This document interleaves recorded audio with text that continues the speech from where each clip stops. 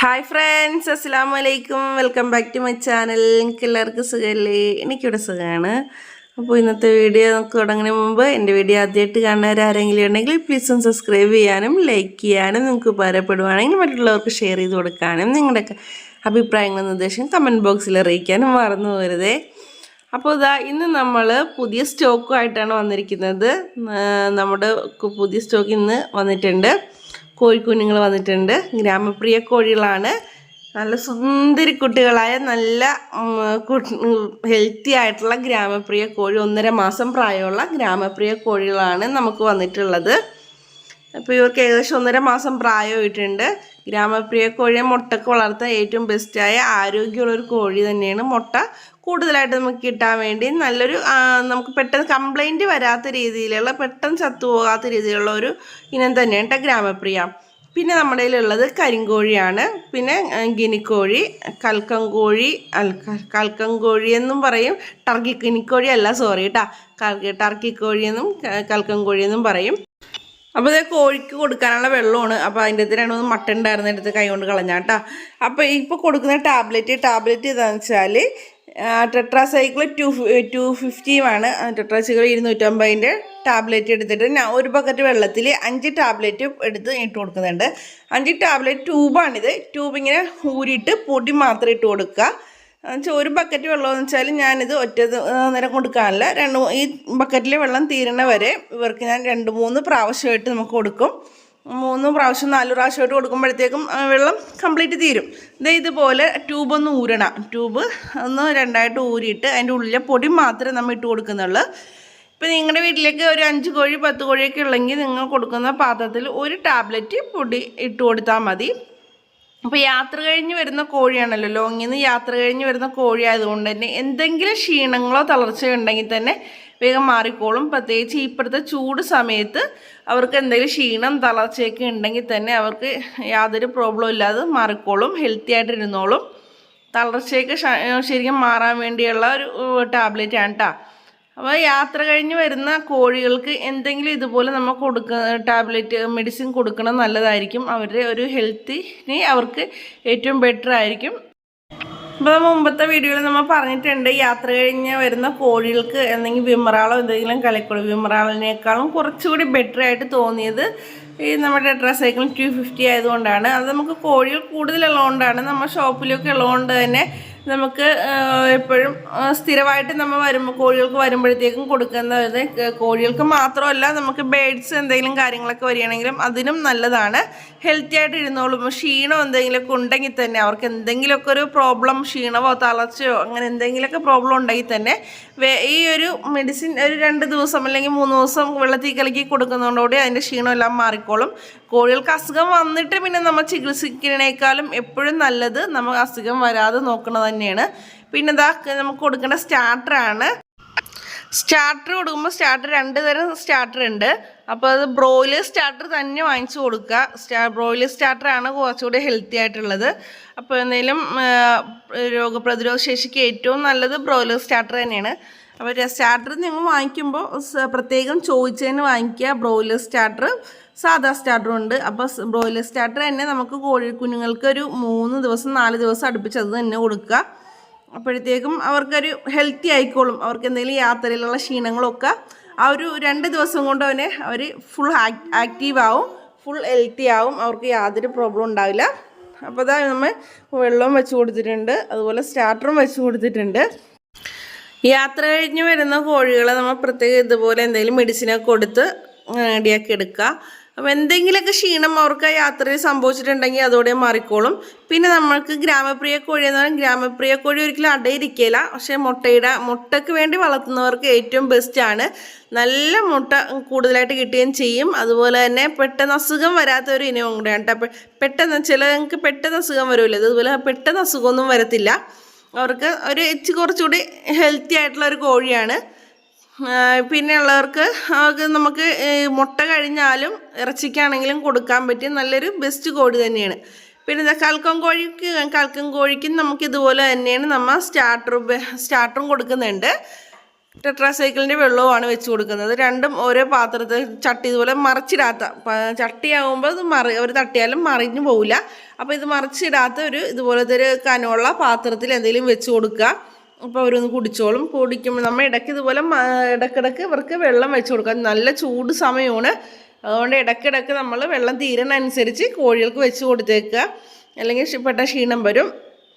എന്താ ഇപ്പം നമുക്ക് ഇതും ഈ സ്റ്റാർട്ടർ തന്നെ, ബ്രോയിലർ സ്റ്റാർട്ടർ തന്നെ ഒരു മുക്കാ പാത്രം നമ്മൾ വെച്ച് കൊടുക്കുന്നുള്ളൂ. മുക്കാ ചട്ടിയിലാണ് അപ്പോൾ വെച്ച് കൊടുക്കുന്നത്, അല്ലെങ്കിൽ ചിക്കിച്ചേന് കളയും. അതുകൊണ്ടാണ് ഇവർക്ക് മുക്കാ ചട്ടി വെച്ച് കൊടുക്കാം. തീരണനുസരിച്ച് നമുക്ക് ഇട്ട് കൊടുക്കാം.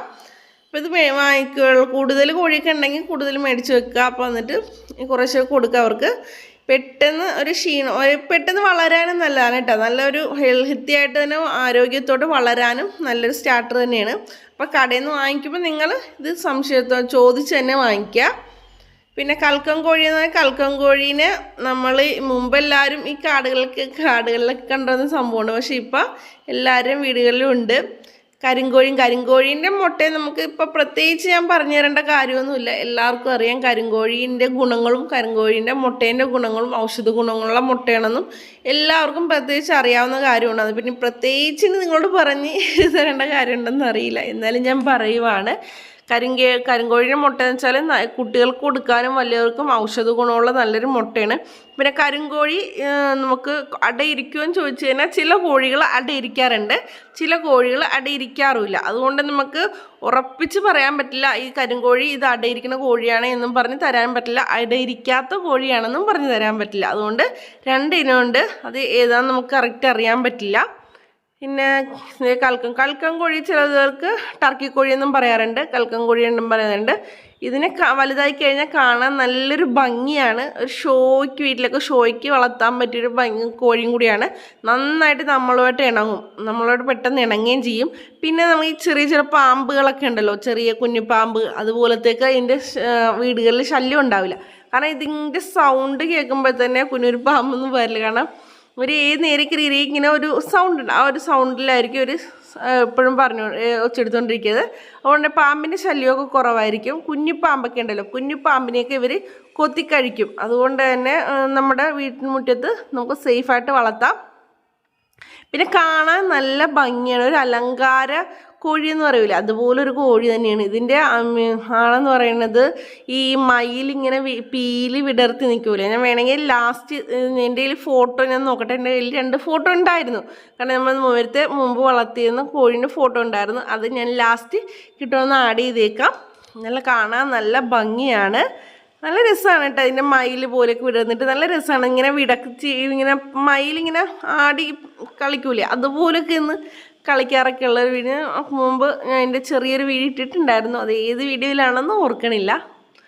അപ്പോൾ അതേ ഇനി കരിങ്കോഴിയും എനിക്ക് ഈ കോഴികൾ ആർക്കെങ്കിലും ആവശ്യമുണ്ടെങ്കിൽ നമ്മളെ കോണ്ടാക്ട് ചെയ്യുക. നമ്പർ ഞാൻ തരുന്നതായിരിക്കും. അപ്പോൾ ഈ തരുന്ന നമ്പറിലേക്ക് നിങ്ങൾ കോണ്ടാക്ട് ചെയ്യുക. വിലയും കാര്യങ്ങളൊക്കെ നമ്മൾ അന്നേരം പറയുന്നതായിരിക്കും. ഹെൽത്തിയായ കോഴിയാണ്, ഒരു കുഴപ്പമില്ല. നിങ്ങൾക്ക് ആവശ്യമായി ഏത് കോഴിയാണ് വേണ്ടതെന്ന് വെച്ചാൽ അതിന് നമ്മൾ തരുന്നതായിരിക്കും. ഒരു ക്ഷീണമോ തളർച്ചയോ ഒന്നുമില്ല അവർക്ക്. നിങ്ങൾക്ക് തരുന്നത് നമ്മൾ ഹെൽത്തി ആയിട്ട് മാത്രമുള്ള നല്ല കോഴികളെ മാത്രമേ തരുള്ളൂ.